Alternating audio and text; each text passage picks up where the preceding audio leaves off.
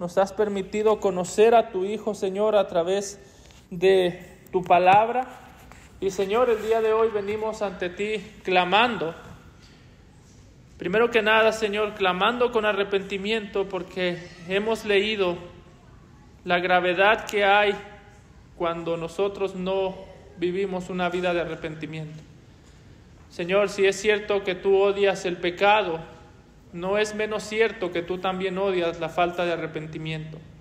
Así que, Señor, clamamos confesando nuestro pecado, confesando nuestra maldad y reconociendo nuestra necesidad que tenemos de que tu Espíritu Santo utilice esta palabra para trabajar en nuestros corazones, para abrir nuestras mentes y para hacernos entender, Señor, que tú eres el Dios verdadero, digno de nuestra obediencia. Señor, venimos cargados, pero también agradecidos porque Cristo ha dicho que Él nos hará descansar. Te damos gracias, Padre, en nombre de tu Hijo amado Jesús. Amén. Pueden tomar asiento, hermanos. Este pasaje que acabamos de leer es sumamente interesante porque como ustedes ya han leído, como ya hemos leído para el final de este pasaje, una de las cosas que el pasaje nos enseña con mucha claridad es que el Señor Jesucristo tiene un interés en traer descanso o traer un descanso espiritual a todo aquel que se encuentre agobiado. Yo creo que del capítulo 11, si hay un pasaje que es famoso y si hay un pasaje conocido del capítulo 11, son los últimos 3 versículos que leímos en el que el Señor Jesucristo se describe a sí mismo como el descanso, como alguien que pone sobre sus siervos un yugo que es fácil. Sin embargo, lo interesante del texto es que aunque ciertamente el Señor Jesucristo se presenta aquí como un descanso, hay un sentido en el que el Señor, en la primera parte de los versículos que acabamos de leer, en los primeros 4 versículos también se describe a sí mismo o describe el pecado que trae cansancio al alma. Es decir, si es cierto que Jesús es el descanso, si es cierto que Jesús va a poner un yugo fácil sobre su iglesia, sobre su pueblo, pero al mismo tiempo sí es cierto que Jesús en estos versículos, antes de darnos el consuelo del descanso que Él trae, nos presenta el cansancio y nos presenta el desgaste y la condenación que se merece todo aquel que vive en un continuo pecado sin arrepentimiento.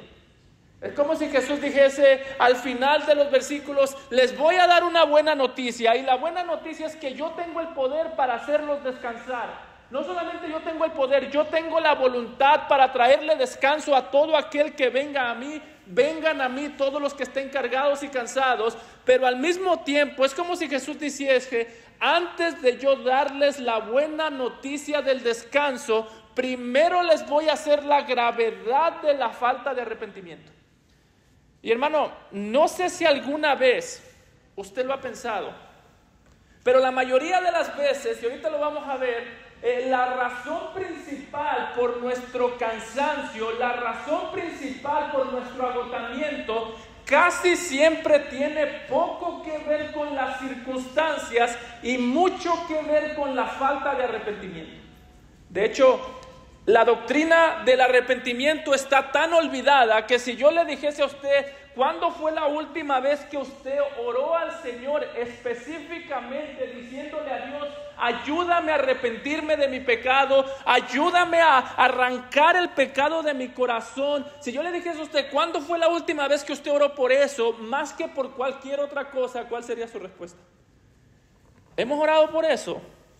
Vemos la importancia de arrepentirnos, vemos la importancia de utilizar o de ver el arrepentimiento de nuestros pecados como un medio para traerle descanso al alma. O muchas veces nuestro problema es que describimos o relacionamos el arrepentimiento con algo que tiene que ver con incrédulos, pero la realidad es que el arrepentimiento en la mayoría de las veces tiene más que ver con el creyente que con el incrédulo. De hecho, ¿sabe usted cuál es una de las más grandes diferencias entre el creyente y el incrédulo? Una de las más grandes diferencias no es que el creyente peca menos. aunque ciertamente debemos pecar menos que los incrédulos. Ciertamente se espera de nosotros una conducta más conforme al Evangelio, pero ¿sabe usted cuál es la diferencia principal entre un creyente y un incrédulo? No es que el creyente peca menos, sino que el creyente se arrepiente más. Lea el libro de Apocalipsis. Lo que Jesús le dice a las iglesias es: recuerda de dónde has caído y arrepiéntete. Recuerda lo que eras en el pasado y arrepiéntete y vuelve a hacer tus primeras obras. Y aquí el Señor Jesucristo, lo primero que está haciendo, hermanos, sí es hablarnos del descanso al final del pasaje, pero lo primero que está haciendo es describir el juicio que merece todo aquel, independientemente si va a la iglesia, independientemente si es un ateo, el juicio que merece todo aquel que puede ver la bondad de Dios y no se arrepiente. De hecho, Jesús va al punto desde el principio.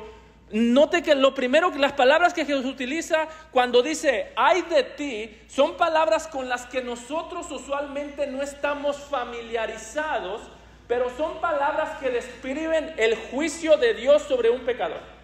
Estas palabras, ay de ti, o ay de este, o ay de aquel, siempre o la mayoría de las veces están describiendo un juicio que merece una persona cuando ve su pecado a la luz de la santidad y la grandeza de Dios.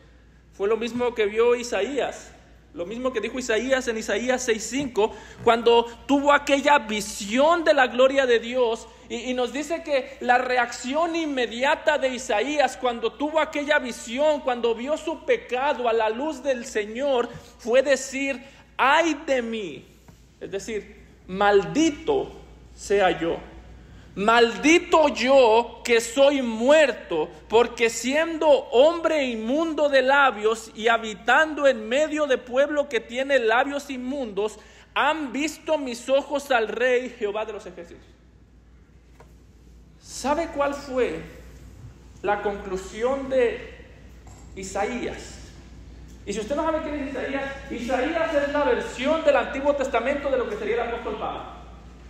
La misma fidelidad de Pablo la tenía Isaías en el Antiguo Testamento, la misma erudición, la misma inteligencia, la misma espiritualidad, la misma madurez de Pablo la tenía Isaías. ¿Y sabe cuál fue la conclusión de Isaías cuando vio su vida a la luz de la grandeza y de la santidad de Dios? Maldito sea yo, porque mis labios son pecaminosos, mi corazón es pecaminoso. Muchas veces la gente dice: a mí cómo me gustaría ver a Dios. Hermano, yo creo que no te gustaría. A mí cómo me gustaría poder ir y ver a Dios, que se me apareciera Dios. Hermano, tú lee la Escritura y no hay una sola persona a la que se le apareció Dios, que Dios manifestó su gloria en el Antiguo Testamento, en el Nuevo Testamento, en el Apocalipsis. No hay una sola persona que vio una manifestación de la gloria de Dios y se sintió contento. Todos fueron: ay de mí, maldito sea yo, que muera yo. Y hermanos, ¿sabes por qué digo esto? Porque una cosa es cierta: cuando Isaías vio la gloria de Dios, dijo Isaías: maldito sea yo por causa de mi pecado. Y lo que estamos viendo aquí en el Señor Jesús es Jesús diciendo: maldito todo aquel que ha escuchado la palabra y no se arrepiente. Maldito todo aquel que escucha la palabra, que le presta atención a la palabra, que se emociona con la palabra, pero que la palabra no hace lo suficiente en él como para arrancar de su corazón el pecado. Es grave que Isaías dijese: maldito sea yo. Una cosa, hermano, es que tú digas: maldito sea yo por mi pecado. ¿Sabes qué es peor? Que Jesús diga: maldito seas tú porque no te arrepientes. Así que sí vamos a hablar del descanso, pero lo primero que yo quiero que tú veas es cómo está tu vida en el arrepentimiento. ¿Cómo estás tú caminando una vida de arrepentimiento Porque el arrepentimiento y la fe son dos cosas que van de la mano. Somos salvos por fe, somos salvos por creer en el Señor Jesucristo, pero la fe bíblica, la fe viva, ¿sabes qué es lo que produce en la vida de un cristiano? Arrepentimiento, produce lágrimas por el pecado, produce odio por el pecado, y no solamente odio por las consecuencias del pecado, sino odio por el pecado. El que encubre sus pecados no prosperará, dice Salomón, más el que los confiesa. Y quieres saber tú cómo es que tú sabes si odias el pecado, más el que los confiesa y se aparta alcanzará misericordia. Así que yo quiero que en la primera parte examinemos nuestro corazón para ver si el arrepentimiento es algo que hicimos o es algo que hacemos. Para ver si el arrepentimiento es algo que me sucedió cuando me convertí o es algo que me está sucediendo el día de hoy. En este pasaje Jesús, y quiero que sea claro, Jesús está utilizando las palabras más duras, las palabras que ofendieron, las palabras que fueron incómodas, porque Jesús sabe que para sacar a un ciudadano del infierno, de la condenación, lo primero que tiene que hacer es incomodarlo. Aquí Jesús no está preocupado por si la gente se le enoja, no está preocupado por si las multitudes que estaban con él se iban. No, hay un sentido en el que Jesús lo que quiere aquí es incomodar a la gente, porque sabe que cuando un pecador no se incomoda por su pecado, cuando un ciudadano del infierno no se incomoda por su pecado, es porque seguramente está caminando por el camino ancho que lo lleva a la condenación. Y por eso note que lo primero que hace cuando abre sus labios es maldecir a todo aquel que vio los milagros y nos arrepintió. Note cómo inicia el texto. Entonces comenzó a reconvenir a las ciudades de las cuales había hecho muchos de sus milagros, porque no se habían arrepentido, diciendo: ay de ti, o maldita tú, Corazín. Ay de ti, Betsaida, porque si en Tiro y en Sidón se hubieran hecho los milagros que han sido hechos en vosotros, tiempo a que se hubieran arrepentido en silicio y en ceniza. Hermano, note que aquí desde el principio Mateo o el Señor Jesucristo nos presenta dos facetas del mismo Salvador. Por un lado, el texto nos presenta a Jesús como alguien que ya en el pasado ha hecho muchos milagros, no pocos, no dos, no tres, muchos milagros en estas ciudades de Corazín y Betsaida.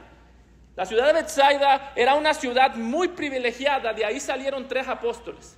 De ahí salieron algunos de los apóstoles de Jesús. Así que hay un sentido en el que el texto nos está presentando a Jesús, la misericordia del Señor Jesucristo, para hacer milagros, para sanar seguramente, para hacer cosas sobrenaturales, para darse a conocer en estas ciudades.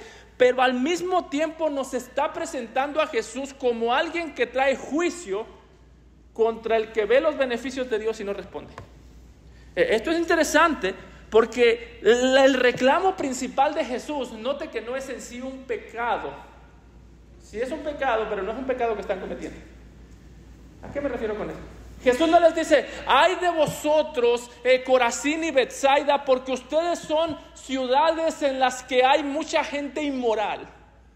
Ay de vosotros, porque vosotros sois una ciudad o sois ciudades en las que hay muchísima inmoralidad sexual, muchísimo robo. Posiblemente había todo eso, pero note que el reclamo y la maldición que Jesús trae sobre estas ciudades es porque dice: han visto los milagros y no se han arrepentido.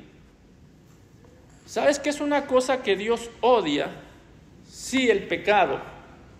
Pero ¿sabes lo que Dios odia? No más que el pecado, pero junto con el pecado, el pecador que comete el pecado sin arrepentirse. Oh, pastor, ¿cómo va a decir usted que Dios odia a un pecador? Lea el Salmo 5:5. Aborreces a todos los hacedores de maldad. No dice que aborrece solo la maldad que hace el pecador, sino que aborrece al pecador que hace la maldad sin arrepentirse.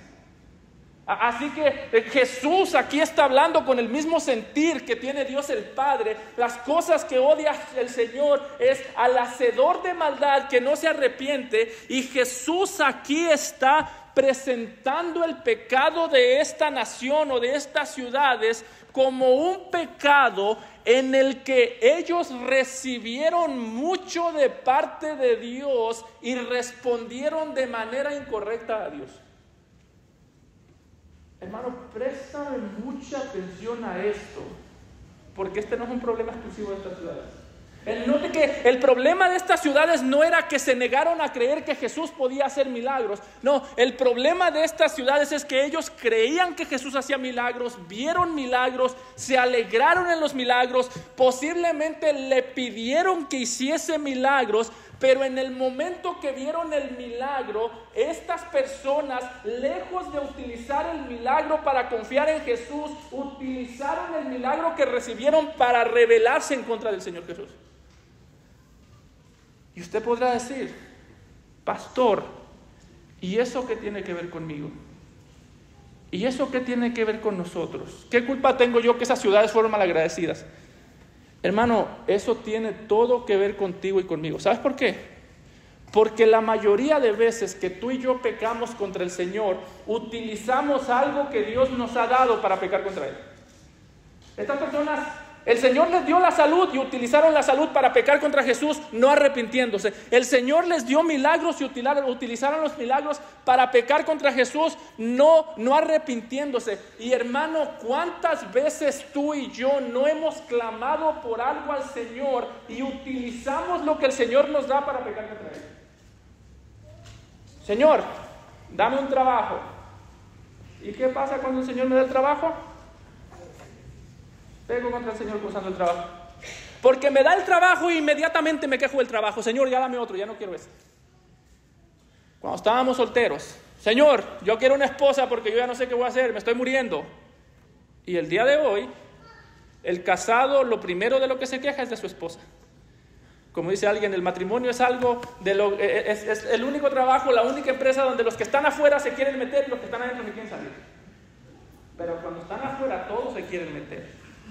Hermano, no es fuera de lo común que tú y yo pequemos contra el Señor usando lo que Él nos dio no es fuera de lo común que tú y yo seamos buenos para clamar por algo y al mismo tiempo seamos buenos para utilizar lo que Dios nos da para pecar contra Él. ¿Cuándo fue la última vez que tú te quejaste de tu trabajo? ¿Estás pecando contra el que te dio el trabajo? ¿Cuándo fue la última vez que te quejaste de tu esposa? ¿Estás quejando contra el que te dio la esposa? ¿Estás utilizando la bendición del Señor para pecar y rebelarte en contra de Dios? Y eso se llama falta de arrepentimiento. No importa si en las noches lloras porque estás triste porque pecaste. No importa si te decepcionas de ti mismo. A veces pensamos que estamos arrepentidos porque pecamos y decimos: yo soy lo peor que ha nacido en este mundo, yo soy la peor basura del mundo. Eso no necesariamente es arrepentimiento. Un corazón que no agradece es un corazón no arrepentido. Un corazón que se queja es un corazón sin arrepentimiento. Un corazón que constantemente está viendo sus circunstancias y sintiendo que merece mucho más de lo que tiene, es un corazón no arrepentido, es un corazón malagradecido, y es el mismo corazón que había en estas ciudades. Hay un sentido, hermanos, que el momento más difícil de nuestro corazón y más peligroso no es cuando Dios nos niega algo, sino cuando nos lo da. ¿No le ha pasado a usted que cuando está pasando por cadencias, sí dice, ya no quiero tener esta cadencia? Cuando está pasando por enfermedad, sí clama, Señor, quítame esta enfermedad. Sí se desanima, sí le pega fuerte la enfermedad, sí le da tristeza. Pero ¿no le ha pasado que los peores momentos de su vida son los mejores momentos para su alma? Y los mejores momentos de la vida son los momentos más peligrosos para el alma. Es lo que dice el Señor acerca de su pueblo en Isaías 1, versículos 2 y 3. Y escúchelo bien, no lo busque para que lo escuche, si quiere apúntelo. Pero escuche cuál era el problema principal de la nación de Israel en muchas ocasiones. Dice el Señor en Isaías 1, versículos 2 y 3. oíd cielos y escuchad tu tierra, porque habla Jehová. Y note cómo dice: crié hijos y los engrandecí, y ellos se rebelaron contra mí. El buey conoce a su dueño, y el asno el pesebre de su señor. Israel no entiende, mi pueblo no tiene conocimiento. Dice el Señor: entre más yo bendecía a mi pueblo, más mi pueblo se quejaba. Entre más yo proveía las necesidades de mi pueblo, más exigente se volvía mi pueblo. Y dice el Señor: entre más yo los bendije, llegaron al punto mi pueblo de actuar peor que animales. Eso lo está diciendo el Señor. Dice el Señor: hay más gratitud en una vaca. En nuestros tiempos actuales hay más gratitud en un perro que en un cristiano quejumbroso. Si usted tiene un perro y le da de comer, ¿qué hace el perro cuando lo ve llegar? Se alegra. Yo no tengo perro porque no me gustan, pero es lo que he visto que hacen. Se alegran los perros. Se ponen felices. Si ven el perro que alguien está atacando a su amo, el perro defiende. Y está diciendo el Señor: hay más gratitud en un animal sin alma que en un israelita que yo le he dado todo, que comienza a quejarse. Hermano, así de grave es la queja y la falta de arrepentimiento. Nos hace peor que un animal, al punto que el problema o el peligro más grande para ti en tu alma es cuando Dios ya te ha dado lo que le has pedido. Así que, hermano, si el día de hoy tú te estás quejando por tu trabajo, por tu esposa, por tu iglesia, por tu carro, por lo que tú quieras, estás en una constante amargura, estás en un constante quejarte, estás en un constante justificando tu pecado. Pastor, yo hago esto porque la vida es injusta conmigo. Es lo que estaban haciendo estos. Yo no creo en Jesús porque no me ha dado suficientes argumentos. Yo no creo, yo no me arrepiento porque no sé si Jesús realmente es tan confiable. Hermano, si tú te encuentras ahí pecando, quejándote, enojado, amargado, tú no necesitas que Dios te dé más cosas. Tú necesitas clamar a Dios para que te dé un corazón lleno de arrepentimiento. No necesitas que Dios te dé más.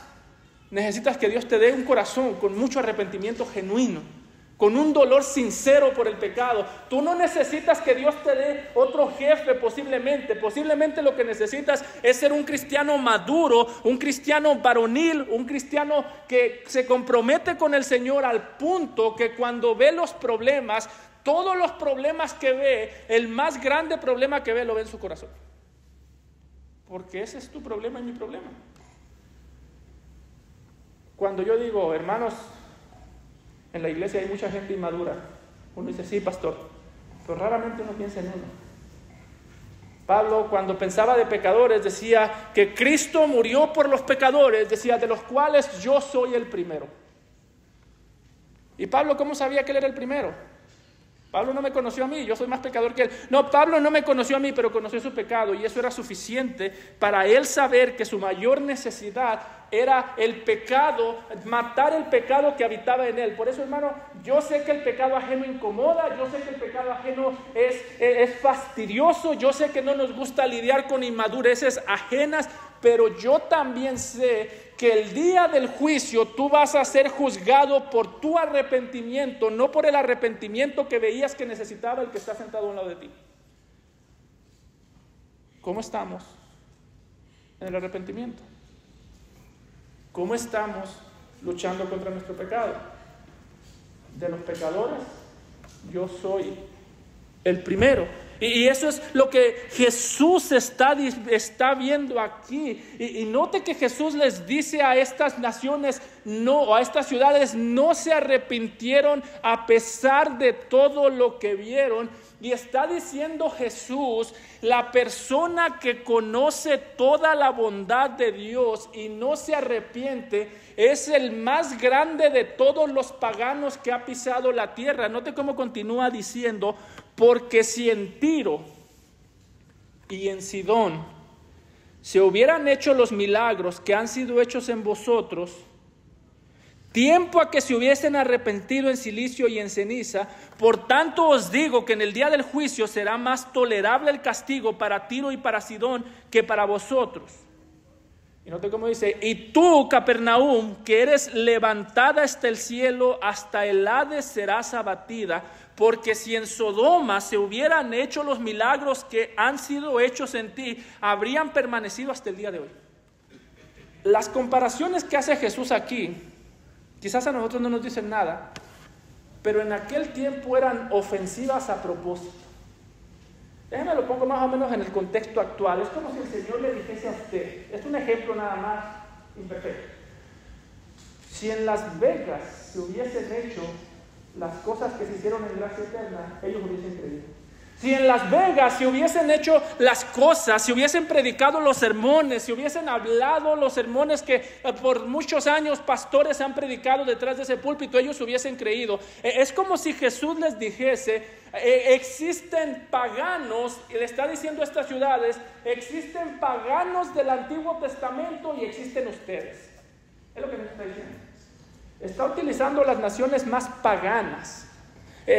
Tiro y Sidón eran dos naciones paganas que inclusive en lugares como Isaías 23:16 se describieron como una prostituta. Lo dijo el Señor: prostituta olvidada, le dice a Tiro y a Sidón: toma tu arpa, recorre la ciudad, toca buena música, entona muchos cantos, a ver si se acuerdan de ti. Hermano, ¿cómo se sentiría usted si el Señor Jesucristo lo comparara a usted con una prostituta? Yo creo que si Jesús nos compara con una prostituta, nosotros diríamos: ok, sí, y yo salgo ganando, ¿verdad? Y yo diría: no, tú estás peor. ¿Cómo se sentiría usted si Jesús lo comparara a usted con una prostituta olvidada, una prostituta sin ningún tipo de honra, sin ningún tipo de afecto por nada?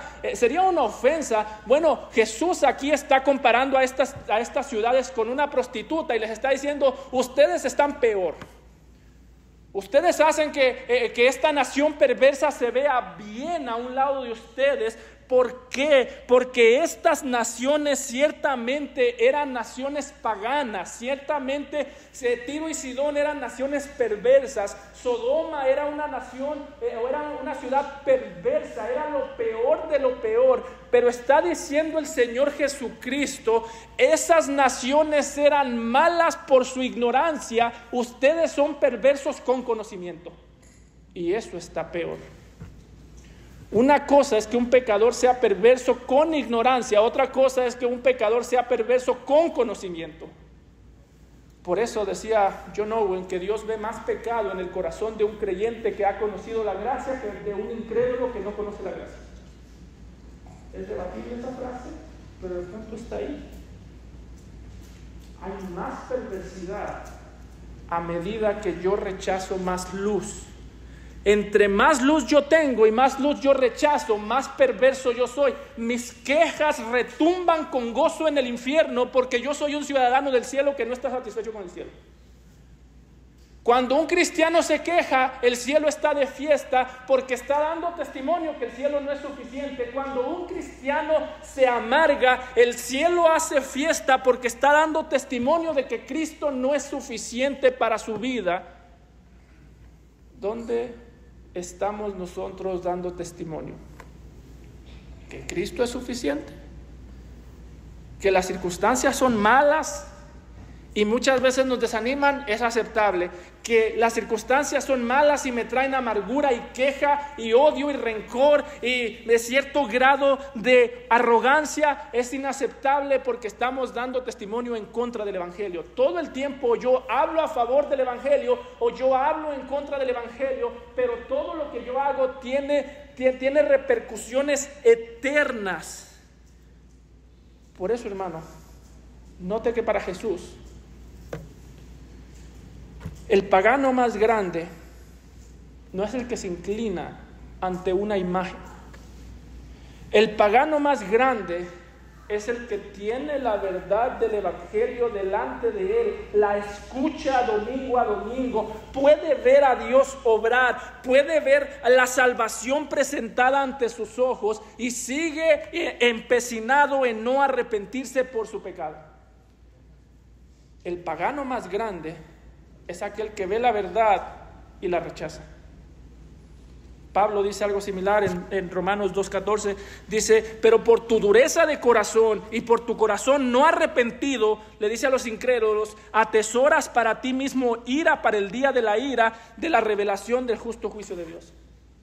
Si tú estás aquí y no has creído en Cristo, esa es una verdad para ti. Eso es lo que te espera. Yo no estoy diciendo que no puedas estar aquí sin creer en Cristo. Cualquiera el día de hoy puede escuchar la verdad, puede escuchar la palabra de Dios siendo predicada. Cualquiera el día de hoy puede conocer la verdad. Lo que estoy diciendo es que la persona que escucha y no cree es una persona que lo único que está haciendo es guardar un juicio más grande el día que esté delante de Dios. Si tú estás aquí y no crees en Jesús,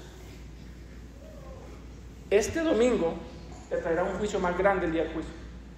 Si tú estás aquí, jóvenes, si ustedes están aquí domingo a domingo, en la semana sus padres les predican el evangelio, que yo espero que eso esté sucediendo, padres, pero si ustedes están aquí domingo a domingo, no creen, escuchan la verdad y no la creen, lo único que están haciendo es provocando a Dios a que les dé un juicio más grande del que ya de por sí les dará. Es mucho peor. Escuchar para no creer es retar a Dios. Es como decirle a Dios: yo escucho tu palabra y te reto a que me des un juicio más grande. Es como ponerle el pecho a Dios y decirle: si realmente tú existes, escucho tu palabra y pruébame tu existencia a través de un juicio mucho más grande cada día más por causa de haber escuchado sin creer. Así que si tú no has creído en Cristo, nota lo que te espera a ti. Por tanto os digo, dice el versículo 24, que en el día del juicio será más tolerable el castigo para la tierra de Sodoma. Y si tú no has creído en Cristo, si tú tienes un corazón rebelde, si tú vives una vida sin arrepentimiento, sin creer en el Señor Jesucristo, el Señor Jesucristo esto sí te lo está diciendo el día de hoy: el día del juicio será más tolerable el castigo para la tierra de Sodoma que para ti. Esto no es una amenaza, es una promesa. Está diciendo Jesús: yo controlo todo el mundo, yo controlo el día que tú naciste, yo controlo el día que tú te mueras, y te aseguro que el día que te mueras yo me encargo de que tú odies cada instante de tu existencia, trayéndote un juicio a ti mucho peor que el juicio que vino sobre Sodoma. Esto debería hacerte temblar del temor y creer en el Señor Jesucristo. Jóvenes, les voy a dar una tarea para hoy en la noche. Vayan y lean el libro de Génesis.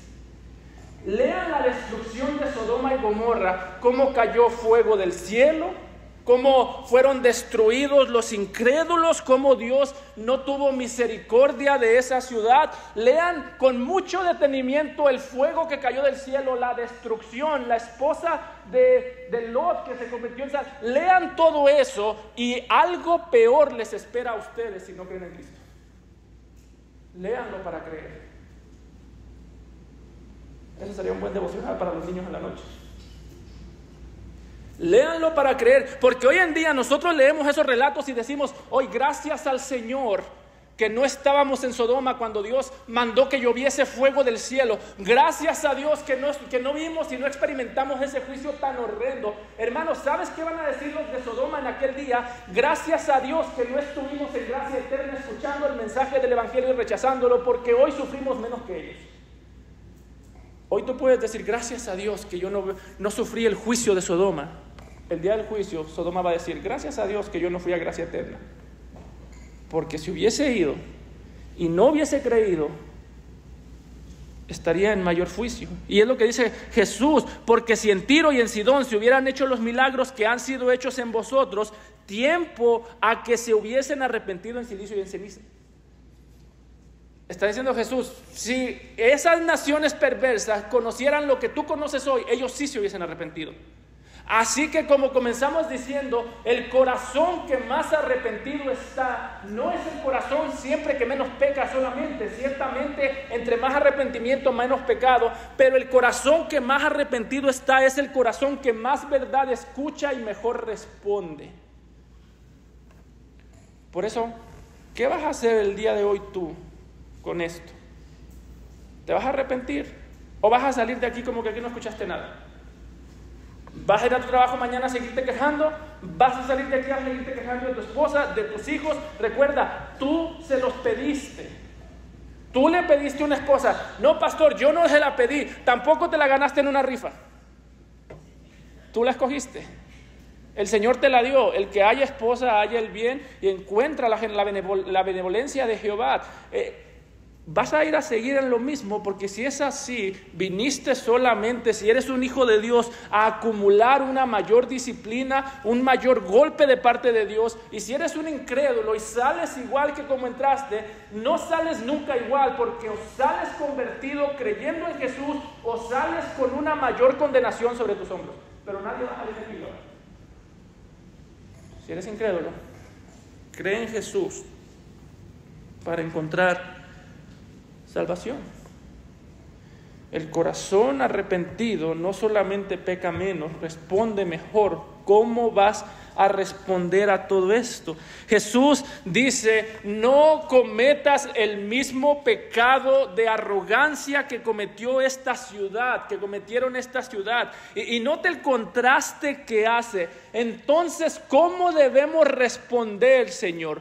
¿Cómo debemos responder si no con arrogancia? Entonces, ¿cómo? En aquel tiempo, dice el versículo 25, respondiendo Jesús dijo: te alabo, Padre, Señor del cielo y de la tierra, porque escondiste estas cosas de los sabios y de los entendidos y las revelaste a los niños. Sí, Padre, porque así te agradó. ¿Sí nota cómo el tono cambia? Jesús está hablando de los rebeldes y dice: el rebelde no se arrepiente por causa de su arrogancia, por causa de su amor al pecado, pero al mismo tiempo hace un contraste. Y note que cuando Jesús describe a los cristianos, los describe como niños. Es interesante, porque aquí no está hablando de niños literales, no está diciendo los niños tienen mucho conocimiento, tendríamos que poner a predicar a un niño detrás del púlpito para que nos enseñe. No, está describiendo a los cristianos como niños, porque está haciendo un contraste entre la arrogancia que tiene un incrédulo y la humildad que debe tener un cristiano que ha conocido al Señor Jesucristo. Y esta diferencia es importante entenderla. Porque, hermano, ¿sabe usted cuál es una de las diferencias? Hemos dicho muchas, pero esta es una más. De las diferencias entre un cristiano y un pagano. La diferencia muchas veces no es que el cristiano entiende más que el pagano. No, los paganos, una cosa que podemos ver en la Escritura es que ellos entienden el Evangelio, lo único es que no lo quieren creer. Nadie es salvo por entenderlo, somos salvos por creerlo. El problema de los paganos no es que no entienden, es que no quieren entender. Entienden el Evangelio, pero en su arrogancia se niegan a creerlo, mientras que el cristiano entiende el Evangelio y en humildad y con gratitud le da gracias al Señor porque pudo creerlo. Esa es la diferencia. Esa es una gran diferencia. ¿Quiere saber usted cómo sé yo que los incrédulos sí entienden el Evangelio, pero no lo quieren creer? ¿Qué es lo que dicen muchas veces los incrédulos? La religión, sobre todo cuando se trata de Jesús. El cristianismo es para gente ignorante. Sí, yo no sé por qué a los cristianos les encanta defenderse de eso. El cristianismo es para gente ignorante. No, nosotros no somos ningunos ignorantes. Nosotros también, hermanos, sí somos. Lo vil y despreciado escogió Dios del mundo. No somos las personas más honorables, no somos las personas más inteligentes, no estamos pretendiendo que lo somos. El problema de ellos no es que no entienden que el Evangelio es para el incrédulo, para el ignorante, para el despreciado. El problema del incrédulo es que él tiene la arrogancia de creer que él no es ignorante. oh, el cristiano es para los ignorantes. Una vez una señora me dijo eso. Casi que me dan ganas de decirle, por eso yo lo estoy compartiendo, porque usted es ignorante. Pero mi pastor en aquel tiempo me hubiese regañado.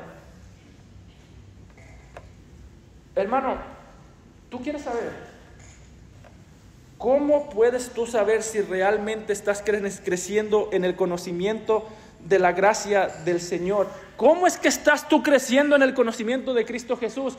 Porque lo primero que te sucede a ti cuando creces en el conocimiento es que antes de saber explicar las verdades que están en la palabra de Dios, antes de tener el entrenamiento para hablar la Biblia correctamente, lo primero que sucede en ti es que hay un baño de humildad.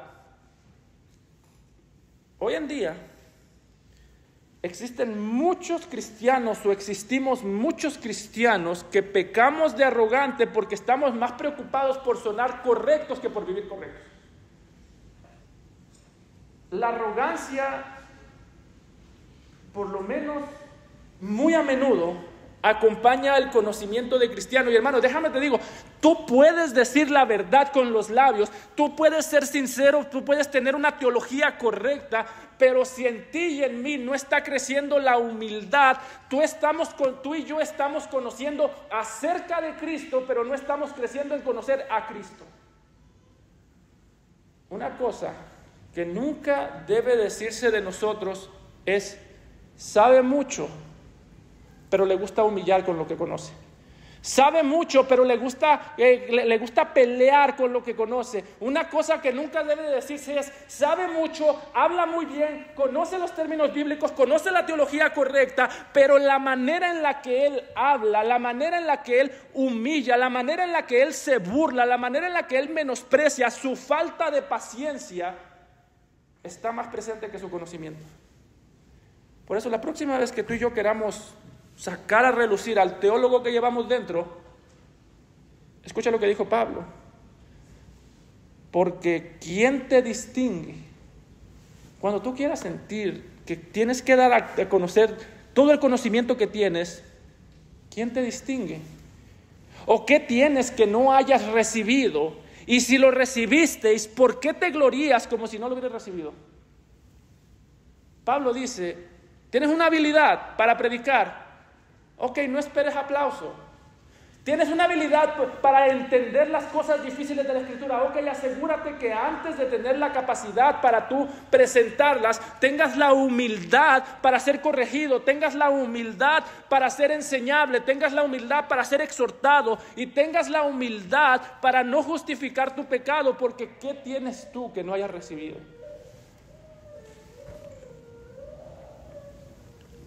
Hermano, nosotros actuamos como incrédulos cuando el conocimiento de la Escritura nos trae arrogancia.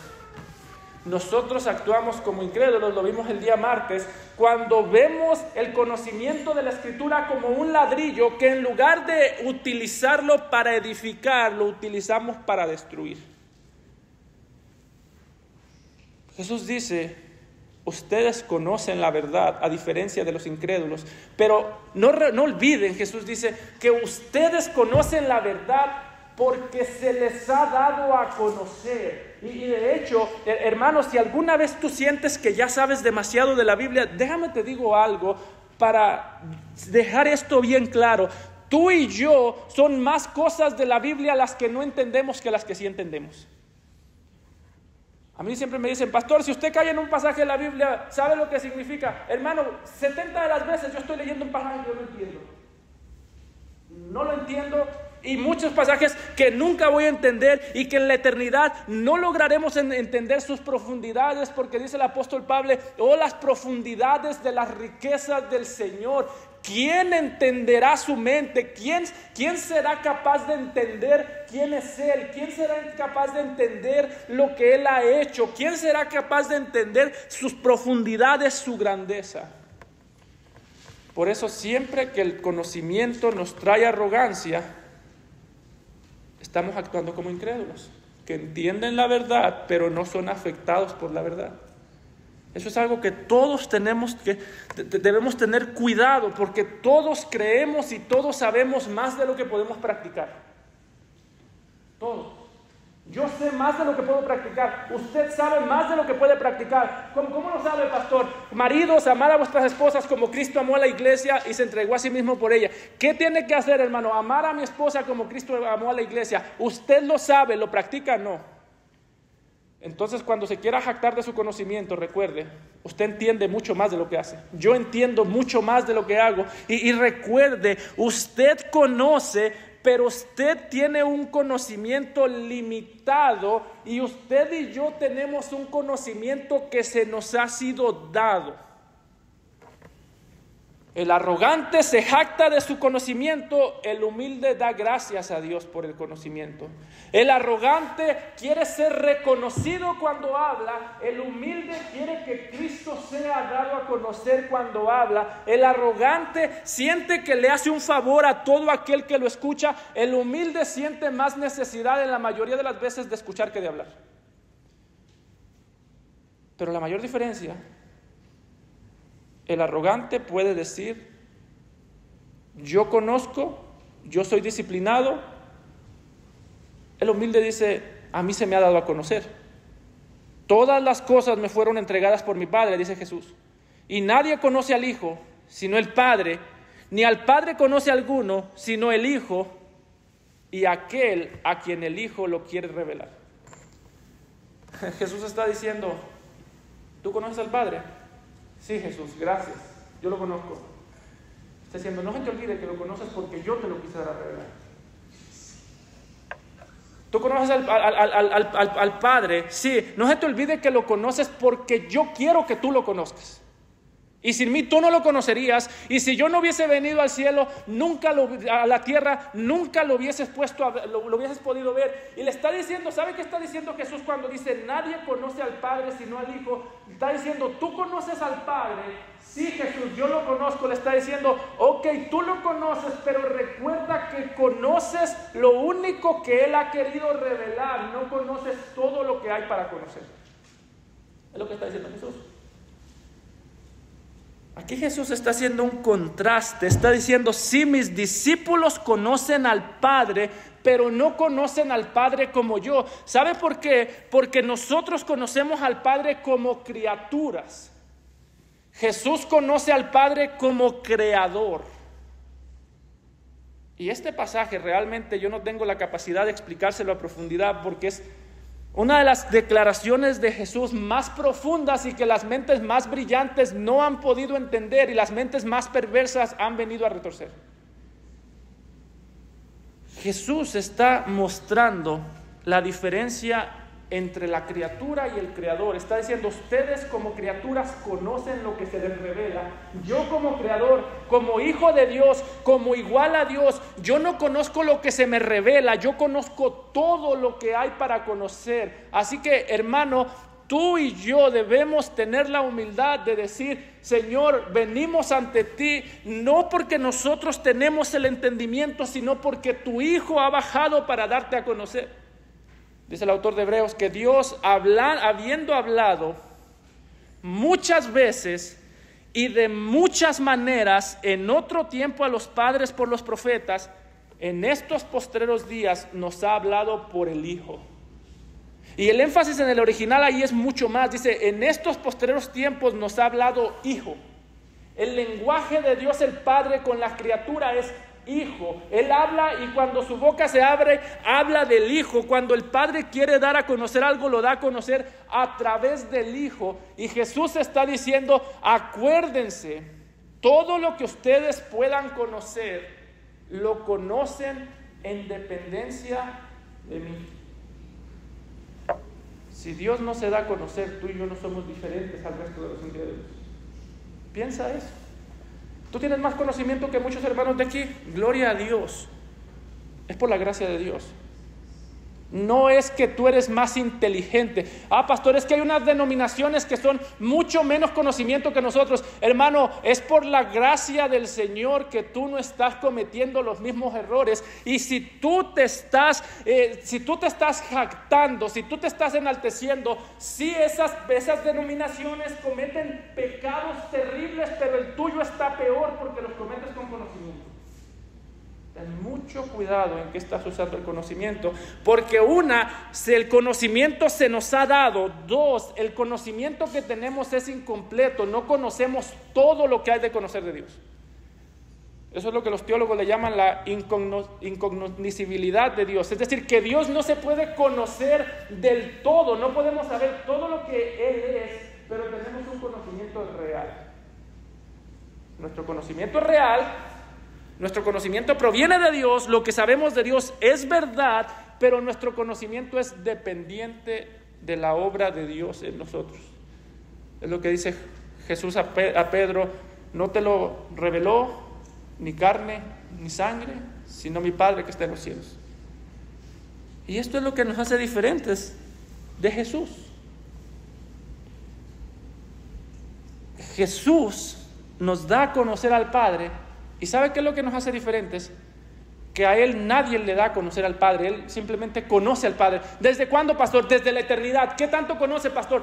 Todo. Él mismo lo dice, que nadie conoce al Padre sino el Hijo. Y lo que tenemos aquí es una de las declaraciones más grandes del Dios Trino. ¿Sabe por qué? Porque ciertamente nuestro Dios es uno, una naturaleza, pero ciertamente nuestro Dios es 3 personas. ¿Cómo sabemos que son uno? Porque tienen la misma naturaleza, la misma omnisciencia de Dios el Padre está en Dios el Hijo.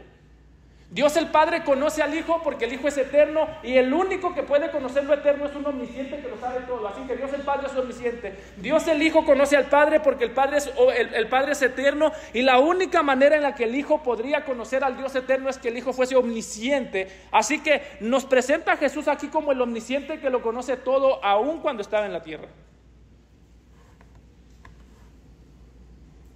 El Padre conoce al Hijo y el Hijo conoce al Padre, porque ambos son eternos y ambos son omniscientes.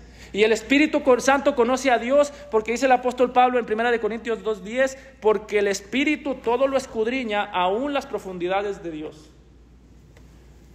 Lo que la Biblia nos está diciendo, yo sé que es complicado, pero lo que la Biblia nos está diciendo es: el único que conoce por completo a Dios es Dios.